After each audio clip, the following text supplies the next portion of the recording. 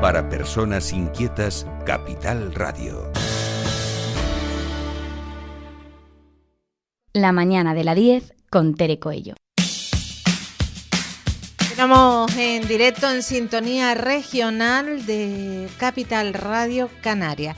Y ahora vamos a prestar atención, a la actualidad política en general. Saludamos a nuestra invitada que se encuentra aquí con nosotros, como cada vez que la invitamos, que ella es muy eficiente y dice, yo estoy ahí, ella apegada a los medios desde siempre, genéticamente forma parte de los medios, diríamos. Diputada regional en el Parlamento de Canarias por el Partido Popular, Rebeca Paniagua. Muy buenos días. Muy buenos días, Tere. Y yo encantada. De hecho, yo creo que cuando la veo, que nos coincidimos poco. Le digo, a ver cuándo me invita.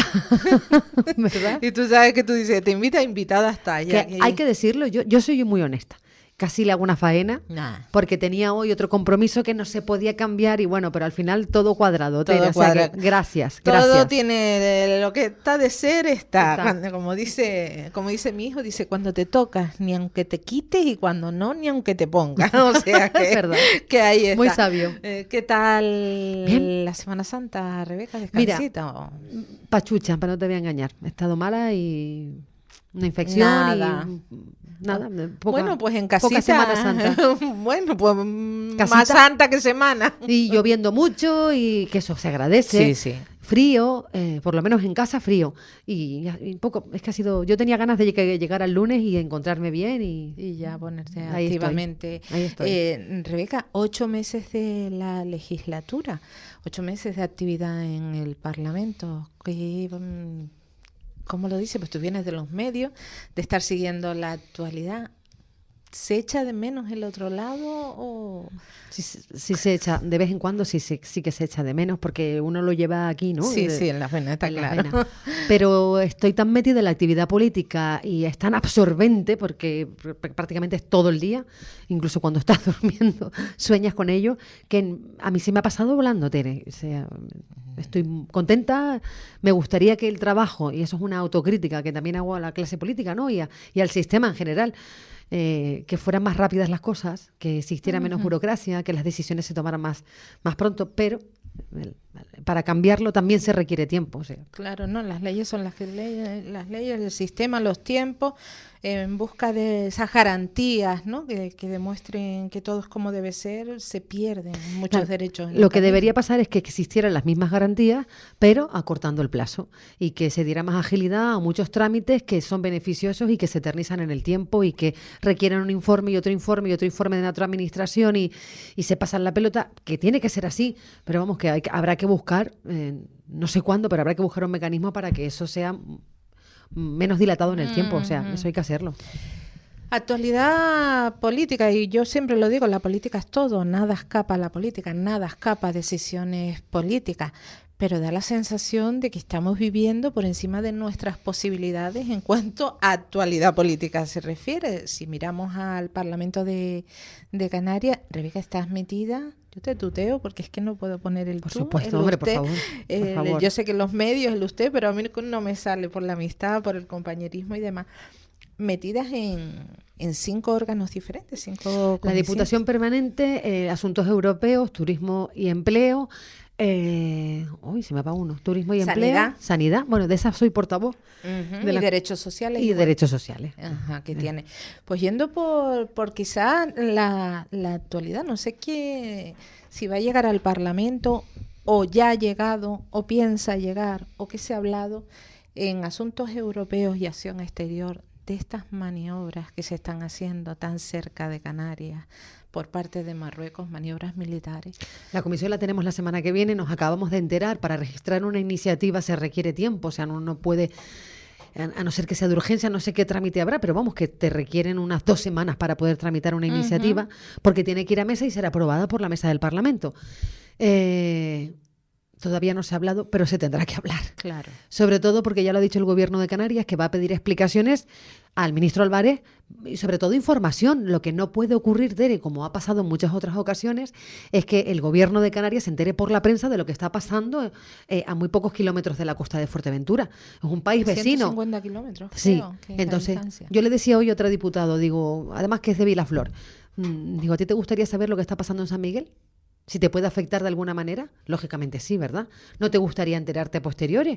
Yo creo que eso es una cuestión de transparencia, de sentido común y de a rebufo, sí, vale, llega la información, está muy bien, pero lo que tiene que hacer el gobierno español es, primero, preguntar a Marruecos qué está haciendo, en qué consisten esas maniobras. Sabemos perfectamente que hay un clima prebélico, porque se dice desde Estados Unidos, se dice desde la Unión Europea, ese miedo está ahí y es latente, pero las cuestiones que afectan a Canarias y con un país tan cercano, con el que tenemos relaciones comerciales, con el que tenemos el peso de la inmigración, yo creo que teníamos que haber sido informados. Hace algunos años se llevaron a cabo maniobras en más o menos los mismos límites, quizás un poco menos, pero bueno, ahí estaba.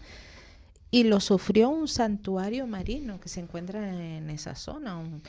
Y yo, Rebeca, estaba preparando la entrevista, digo, caramba, se nos llena la boca presumiendo de esos santuarios que tenemos en nuestro entorno, que aparte de ser una maravilla, son una responsabilidad para nosotros por precisamente estar ahí. No, totalmente de acuerdo.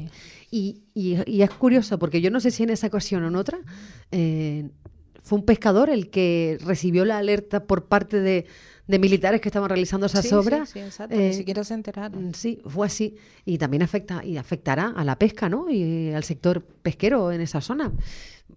Hombre, ya la pesca está prohibida ahora mismo, sí, pero bueno, por esas maniobras, ya está afectando. Pero las ondas, no sé, yo creo que el ecosistema es amplio, o sea, y se mueve, o sea, es vivo, lógicamente, y algo afectará, indudablemente, de alguna manera. Es que no sabemos lo que están haciendo. Ya nos está afectando precisamente por eso, por esa incógnita de saber qué demonios están haciendo ahí sin avisar, ¿no? Claro, si lo supiéramos. O por lo menos sin avisar. Por lo menos podríamos opinar, ¿no? Y saber, pero bueno, se ha comprometido el ministro a informar a Fernando Clavijo sobre las cuestiones que se están llevando a cabo ahí y, bueno, a ver, cuando lo sepamos, pues lo contaremos. En el seno del partido hay preocupación por esto, porque una cosa es el gobierno y otra cosa lo mismo. Es una información de sí, del domingo, del sábado nos enteramos por la prensa. No ha habido tiempo de analizarlo en profundidad. Portavoz de Sanidad. Sí. Sanidad. ¿Cómo está materia sanidad? Porque miramos para las maniobras, pero más nos afectan las urgencias y la falta de camas y sillas en el pasillo de las urgencias. Bueno, pero eso es de siempre. Eso es de siempre. Eso no es de ahora. No, pero eso no es justificación, No me estoy justificando, ojo. De siempre, pero yo creo que la consejería tiene muy claro. En este caso, la consejería, sabes que la lleva Coalición Canaria. Esther Monzón es nuestra consejera de Sanidad. Yo soy portavoz de Sanidad por parte del Grupo Popular. Y intentamos de alguna manera, aunque somos socios de gobierno, fiscalizar la acción que está llevando a cabo la consejería. Te digo que hay una buenísima sintonía, un diálogo semanal, o sea, prácticamente, y lo está haciendo bien. O sea, de verdad, yo te lo digo con honestidad. ¿Que los problemas son difíciles de resolver? Por supuesto. ¿Que las listas de espera nos gustaría que fueran más cortas? Por supuesto. Pero mira, se han abierto 50 plazas en Las Palmas, y otras 50 en Tenerife para descongestionar. Son camas de media estancia para esos pacientes que están ocupando una cama sanitaria, que son sociosanitarios, pero requieren servicios médicos, pues que estén ahí. Se está poniendo en marcha o fortificando, no poniendo en marcha, porque ya estaba puesto en marcha el AP, la atención primaria, reforzar la atención primaria. Lógicamente hacen falta más médicos, lógicamente hacen falta más médicos especialistas, y somos conscientes de ello. Y otro aspecto importantísimo, que se está trabajando en la ampliación del Hospital del Sur para que realmente se pueda llamar Hospital del Sur, y el del Norte, que tienen unas infraestructuras maravillosas. Ya han comenzado a operar nuevas especialidades en el Hospital del Norte. Fantástico. Pero la intención de la consejería es seguir dotando de más servicios a ese hospital para que no se tengan que trasladar. Es que la sanidad es tanto, pero bueno, hemos logrado cosas. Te cuento, nada más llegar al gobierno, o en este caso al Parlamento, se ponen en contacto conmigo los compañeros del Rosario, ¿vale? Para que la gente entienda la política también de corta distancia, ¿no? De cercanía. Fíjate tú, el Parlamento y un municipio. Pues se ponen en contacto los compañeros del Partido Popular en el Rosario. Me cuentan que hay un centro de salud, bueno, que abarca una población de 7.000 personas, Costanera, Tabaiba, toda esa zona. Sí, La Esperanza, todo lo que es el Rosario, ¿no? Pero la costa, la zona de medianías y costa, ¿vale? Ajá. Ese centro de salud, desde que se inauguró en el año 2007, no contaba con una unidad de toma de muestras. ¿Qué es una unidad de toma de muestras? Sacarse sangre, una toma de orina, una toma de heces. ¿Qué tenían que hacer esos vecinos? Ojo, estamos hablando de una población sanitaria de 7.000 personas. Ir a Barranco Grande a otro centro de salud, que en este caso es de Santa Cruz de Tenerife, a sacarse sangre, a hacerse sus analíticas. Claro, allí se juntaban los de Barranco Grande y todos los de la zona sur, los de la costa del Rosario. Imagínate las colas. Yo cuando vi las imágenes es que dije, Dios mío, Dios mío, Dios mío, a la intemperie. Y algo tan fácil como es... Es que eso es lo que yo no entendía. Digo, si es algo de sentido común, que tampoco supone un sobrecoste enorme, ¿por qué no se ha hecho? Pues nos pusimos a trabajar. Digo, esto va, vamos, yo cuando me empecino, o sea, yo no contemplo el no. Y el que me conoce lo sabe. Ujú. Hablo con la consejera, hablo con el director del Servicio Canario de Salud, súper bien. Digo, vamos a ver, Carlos, que no tiene toma de muestras, que es que esto no puede ser. No te preocupes, vamos a solucionarlo. Tú, también es un gobierno que ha heredado todo lo que viene de atrás, ¿sabes? Ujú. El 6 de febrero, esos vecinos ya tenían habilitada la toma de muestras. Ya no tenían que coger un coche e irse a otro municipio a sacarse sangre. ¿Tú sabes la alegría? Una cosa tan sencilla. Eso Claro, claro. Pues eso es política, lo que yo llamo política real. Pues por esa política real es por la que yo trabajo. Haciendo... Y estoy haciendo otras tantas, Ajá, que pues ya te ahora contaré. Nos cuentas, pero haciendo honor a la verdad, creo que estuviste aquí en el mes de octubre, finales de octubre. Me acuerdo, Tere. Comentaste, sí, finales de octubre, y comentaste estas acciones que estabas llevando a cabo para conseguir esto. Pues lo conseguí. Y lo conseguiste, Bueno, por lo eso conseguí, lo lo digo, conseguimos, ¿no? en general, pero... ¿Sabes la alegría que pero me en dio? 2 meses se ha solucionado un problema Sí. que lleva arrastrando una población Desde 2007. décadas. 2007. Tú no sabes la alegría que tenían. Es que yo fui al mostrador y digo, oye, es verdad que mañana, porque yo hasta no me lo creía. Pero es que es muy desagradable, Y- sobre todo una analítica y si ya es para niños, que tienes que ir en ayunas, que tienes que ir ¿no? súper Y personas temprano. con hipertensión, Claro. con diabetes, personas mayores, que estaban a la intemperie, que tenían que esperar en la calle. Que no. Pues ya está, solucionado. Y ya por la siguiente. ¿Y cuál es la siguiente? Tengo de calderos al fuego Pues, muchos. a ver. Yo soy, como digo, y perdónenme la expresión, una mosca cojonera, porque yo siempre estoy, y que hay de lo mío, y que hay de lo mío, y que hay de lo mío, me refiero al tema que yo Sí, llevo, sí, ¿no? sí. Y mira, pues ahora estoy trabajando en una PNL que ya se llevó la anterior legislatura, la llevó además un compañero mío, Miguel Ponce, que era portavoz de Sanidad, al Parlamento. ¿Para qué? Para que las personas celíacas, tú sabes que la inflación ha afectado a todo, a todos pero y a todo. Los ¿no? alimentos sin gluten, agüita. Pues imagínate una persona que tiene celiaquía, que tiene hijos con celiaquía, que tiene que además ingerir esos alimentos, porque es que si no se ve perjudicada su salud. ¿Qué pasa? Se llevó esa PNL, una proposición no de ley que no es vinculante, o sea, las proposiciones no de ley se pueden aprobar por unanimidad, Pero no obliga, compromete. claro, no obliga al gobierno a llevar nada a cabo. Ahora vamos a llevar esa PNL de nuevo. Pero ¿qué pasa? Que ya está hablado, quiero decir, yo ya he hablado con la consejera de Hacienda, le he dicho, oye Matilde, ¿qué mecanismo podemos encontrar para que las personas celíacas puedan tener, pues en la declaración de la renta, un descuento, un incentivo, ¿sabes? Y estamos en ello y yo creo que va a ser posible. Ajá, o sea que están los caminos abiertos para que sea así. Pues ya otro reto conseguido, Rebeca. porque Cuando son no, años. deja que se apruebe y que yo lo vea, porque yo prefiero ser prudente. En el Hospital Universitario Nuestra Señora de Candelaria no hay como lo que se conoce como habitación de despedida. Son para aquellas parejas o personas que están embarazadas y que por causas de la vida trágicas, Duelo perinatal. claro, pierden a su bebé, ¿vale? El bebé nace ya fallecido, ¿vale? Ujú. Eso es un dolor tremendo, tremendo. Hay que tener un tacto y una sensibilidad y una humanización de la sanidad que ha llegado al Hospital Universitario de Canarias. En ese hospital sí hay una unidad de despedida con psicólogos, con una habitación especial, unos colores especiales, para que se viva el duelo de esa pérdida. Pero en la Candelaria no existe.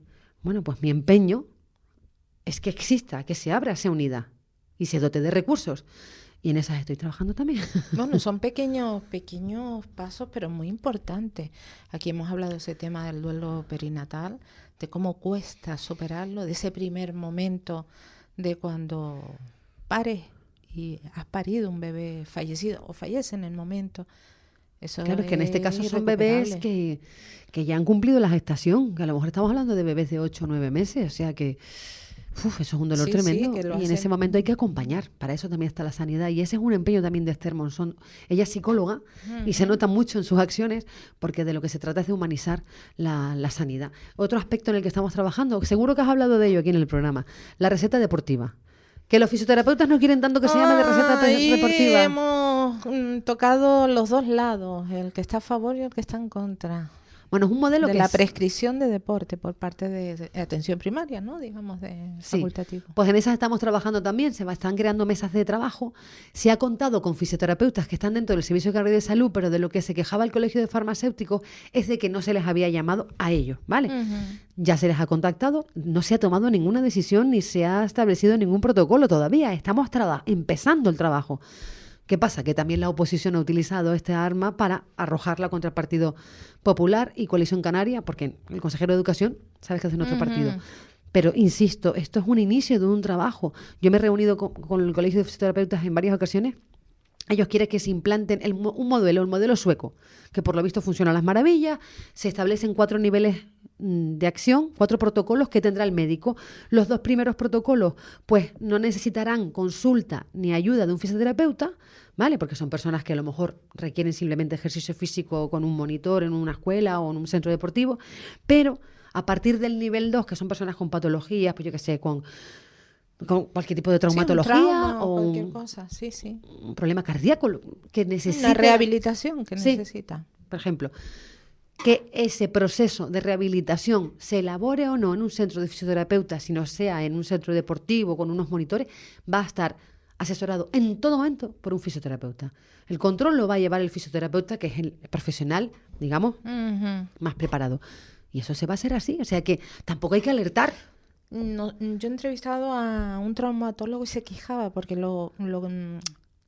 según él era intrusismo en su especialidad que otro médico, o sea, se envíe a alguien a un centro deportivo sin pasar por el traumatólogo, que es el que dicta el tipo de ejercicio, lo que tiene que hacer, el tiempo y cuánto. Es más, alegaba y decía, ¿y por qué ese dinero, ese presupuesto no se destina a los centros sanitarios a mejorarlos en más capacidad, más trabajo, más trabajadores fisioterapeutas? Te puedo dar la razón en un punto, pues sí. ¿Que hacen falta más recursos en sanidad? Obviamente sí. A pesar de que este año el presupuesto es histórico, no es suficiente, nunca es suficiente. Pero ¿qué pasa? Tere, mira, si tú trabajas algo como es la prevención, ¿vale? Tendrás ese cuello de botella menos congestionado. O sea, tendrás a menos personas acudiendo a atención primaria para luego ir a un especialista para que luego te derive a una operación o a otro servicio. Pero de lo que se trata es trabajar la prevención. Claro. Y una cosa es diagnosticar ejercicio, que serán los 2 niveles más bajos, o sea, aquellas personas que no necesitan atención, sino que con un monitor deportivo que también tiene su preparación, pues se lleve a cabo. Y otra cosa, no se han establecido, ese traumatólogo no puede decir que no se va a contar con ello porque el protocolo todavía no se ha culminado, o sea, en eso estamos trabajando. Van a ser los propios médicos los que estipulen qué patologías requieren una supervisión médica y cuáles no, o sea, si todavía está el camino por hacer. Un ejemplo, un joven, bueno, todos sabemos la problemática de los jóvenes, falta de trabajo, falta de recursos y demás. Un joven que tenga algún tipo de necesidad de rehabilitación, de ir a un gimnasio. Y no por enfermedad, ¿no? O sea, por un problema de su anatomía. Y no se pueda permitir el gimnasio, precisamente, puede recurrir a eso. Va al médico, el médico le prescribe la receta o prescripción deportiva, pero si es una dolencia, una patología, algo que requiera de atención médica, el informe lo recibe un fisioterapeuta y se va a contar con los colegios de fisioterapeutas para que sí, el monitor le adiestre y bueno, sí, pero quiero decir que sería una pero vía, bajo el control de un fisioterapeuta. Claro, siempre. no porque quiera tener más músculos, sino porque a lo mejor tiene un problema de espalda, tiene un problema de movilidad de y rodilla, necesita esa rehabilitación. Bueno, y hablamos ya, no sé si se mezclan o no se mezclan, Rebeca, hablamos de Comisión de Sanidad, de Justicia, yo no sé ni todo lo que se mezcla, acaso mascarillas, casos. ¿Cómo se ve? No sé qué implicación puedes tener en esta comisión. Yo no voy a estar en la comisión. Yo en el fondo lo agradezco porque no va a ser fácil llevar a cabo esa comisión que se ha aprobado, como sabes, a petición del Partido Popular y de Coalición Canaria en el Parlamento de Canarias, Tere, que en la anterior legislatura también se intentó llevar y no se pudo. No se pudo, ni siquiera se dejó argumentar por parte del que era presidente del Parlamento, Gustavo Mato. ¿Ya? No, quiero decir que está Ángel Víctor defendiéndose, ¿no? Hoy le han hecho entrevistas en casi todos los medios Sí, al respecto. la segunda vez que lo veo. Te estaba diciendo, que no se dejó ni argumentar o dar los motivos por los que se solicitaba la comisión de investigación, que fue rechazada en la anterior legislatura. Ahora, como no tienen mayoría, la tienen otros partidos políticos, pues sí, sale adelante la comisión. Y es curioso porque se van a llevar a cabo 3 comisiones, una en el Parlamento de Canarias, otra que comienza hoy en el Senado, otra que comienza también además en el Congreso. De lo que se trata es de que simplemente se den explicaciones. La cuestión es delicada, pero es que ha habido respuestas para las que todavía ha habido preguntas para las que todavía no hay respuesta. ¿Quién llama a quién? A mí me encantaría saber, y yo creo que toda la ciudadanía se merece saber quién, por parte del gobierno español, llama a Ángel Víctor Torres o al gobierno de Ángel Víctor Torres para ofrecerle una empresa en concreto. Tere, que unos meses antes su facturación era 0. Y que luego sube su facturación de forma descomunal a costa de el gobierno español, la Comunidad de Baleares y la Comunidad Canaria. Llamativo. Luego se adjudica una serie de contratos o una cantidad bastante grande a 3 empresas cuyo único administrador y trabajador era una persona. O sea, se crearon 3 empresas con un único administrador y empleado cada una de las empresas. Estamos hablando del caso que está vinculados 3 empresarios. Uno fue diputado del Parlamento de Canarias, Lucas Bravo de Laguna. ¿A ti no te resulta llamativo? A mí lo que me resulta uno las escabroso... compraba, otro las traía, uno se ponía en contacto con la empresa, otro las recontaba y las almacenaba y otro las distribuía, porque era así. Hombre, yo creo que todos aparte ya eran empresarios y tenían empresas, ¿por qué no lo hicieron bajo los nombres de las empresas? Pues tienen no una, sino varias. No, a mí me resulta llamativo. Ya la justicia dirá lo que sea. Y bueno, y el primer caso Mascarillas, del que todavía la agencia tributaria no ha recaudado ni un solo euro. Estamos hablando de 4 millones de euros. Ni un solo euro. ¿Cuánto tiempo ha pasado? Desde que pasó el primer caso Mascarillas. Ya unos años, estamos en 2024. No se ha recaudado ningún solo euro. Y esas mascarillas, recordemos, eran inservibles. A mí, lo que me resulta llamativo y me molesta, ya me molesta como ciudadana, es que cuando se nombra esto en el Parlamento, el Partido Socialista se ríe. O sea, esbozan una sonrisa en su cara, nos tachan de locos, como tienen una supremacía moral que a mí me molesta. Ya no como diputada, sino como persona que vivo en estas islas, porque ese dinero no era suyo, no era solo suyo, porque es de todos. Y se ha jugado con él, en beneficio de unos pocos, cuando estamos pasando un mal momento. Y no quiero hacer demagogia de esto, pero es que la realidad es que era así. Entonces, y ni siquiera dan explicaciones. La realidad era así, la realidad sigue siendo así. A mí lo que sí que me gustaría saber es por qué se alude a la urgencia, como si en el resto de España, en otras tantas comunidades, no hubiera sido urgente también y no cayeron en... De hecho, se llegaron a ofrecer a otras comunidades y no vieron viable esa compra, porque vieron que a lo mejor la cantidad era desmesurado al precio que pedían por mascarilla era mucho, o porque no era un material apropiado, porque luego recordemos que no eran mascarillas FFP4 o FFP3, ¿te acuerdas? Aquellas mascarillas que son las que realmente son válidas. La urgencia, yo la puedo llegar a entender.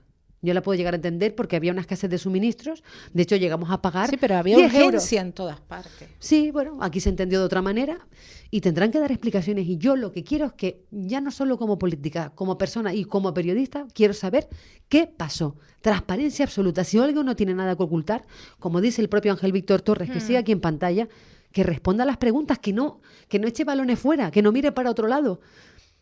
Tendrá que responder porque ahora sí que va a haber esa comisión. Y para ya finalizar, que se nos vamos quedando sin tiempo, estás también en el órgano de turismo.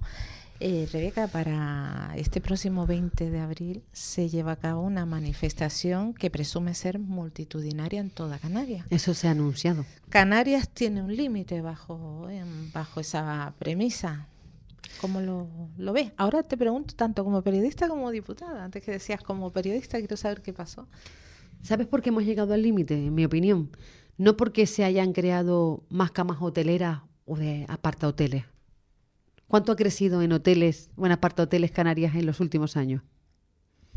No han habido grandes infraestructuras. Hemos crecido en camas de alquiler vacacional. 11.000. 11.000 en los últimos meses. Y el crecimiento para los próximos meses y años es desorbitado. Se está trabajando en una ley, que lo sabes, ley de uso turístico, que afecta al alquiler vacacional. No se trata de prohibirlo, pero sí poner coto y algún tipo de medida que restrinja el crecimiento exponencial, porque la realidad es que nos estamos quedando, ya no hay vivienda. Si uno quiere trabajar en el sur, de hecho se desechan trabajos, porque no se encuentra vivienda. Es cierto. Y yo lo puedo llegar a entender, pero a mí lo que no me gusta que cale en determinados sectores el término turismofobia, porque, madre mía, si miramos para atrás cómo era Canarias hace 50, 60 años, cómo ha cambiado Canarias, y en gran medida gracias al turismo.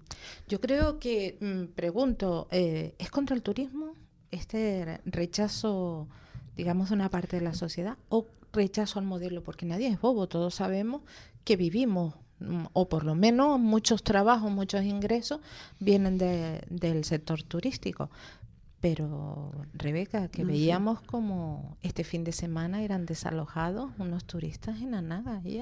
No, pero eso no lo veo bien. Eso, lógicamente, ¿sabes? Por ahí viene a lo mejor ahí con su ropa tendida. Hay fobia en ese sentido de los que vienen aquí podemos hacer lo que nos dé la gana. Bueno, pero esos son casos puntuales. Sí. Yo no creo que eso sea así. Mira, como hija de trabajadora del sector turístico, es trabajadora, camarera de piso, mi padre trabajando en un restaurante, ¿qué te voy a contar? Siempre voy a apoyar al sector porque al fin y al cabo yo pude son estudiar puestos de trabajo, gracias al sector turístico. Aunque también hay que ver, ¿no? Algunos puestos de trabajo.